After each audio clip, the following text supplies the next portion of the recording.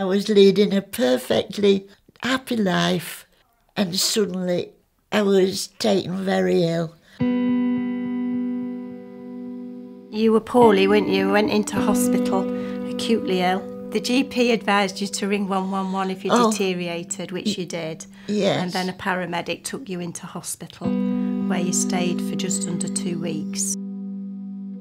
And then once you were medically fit, you were discharged for further rehab at Holmley. Yes. I was working with the family a lot and they was really worried and anxious that Jean wouldn't go home. She was at a very high risk of going into long-term care. Traditionally, organisations would have worked very independently of each other. The problems with that is that particularly people who are ageing and have long-term conditions use a range of different services.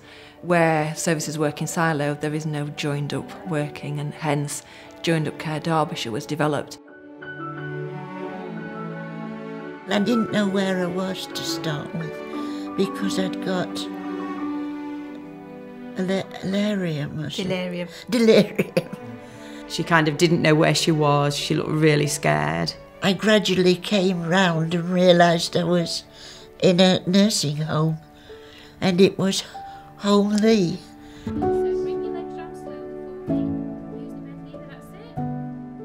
What we've got now is a multi-sort of professional group of people who are talking together, who are also working collaboratively with that person themselves to say, as an individual, what matters most to me? I asked my mum what she wanted, which was ultimately to go home. Not everybody's going to walk out of here independently, but it's keeping in their own homes where their memories are and things like that. So they set a realistic goal. At first, you needed more or less total support.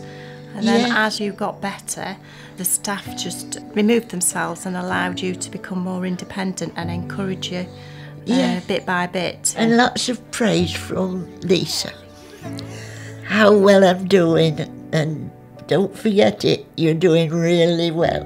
Yeah, she was very inspiring for you. Yes. Once she could walk a couple of steps, she was flying around this home. And then a family came one day and I said to Jean, we'll wait till your family come and then as soon as they come we'll stand up and we'll have a walk across the lounge. And the smile on the family's face was well worth all the work. You were doing all that walking, all that mobilising. Oh yes, I was, yes. All that walking up the steps. Yes. Walk down to the dining room, shall we? My memory of Jean is going into the dining room in the morning for her meals and not eating or drinking anything, to her picking from the menu what she wanted to eat, then saying to people who come in the beds, come on, you need to eat that porridge and get strong. Lisa didn't think that I would make it, but she realises now I'm her star pupil. Seeing someone with such complex needs reach the potential and then go home, it's a challenge then. It's like, right, bring it, we can do this with other people. It is a very good example of what works well when teams come together for the good of the person coming in.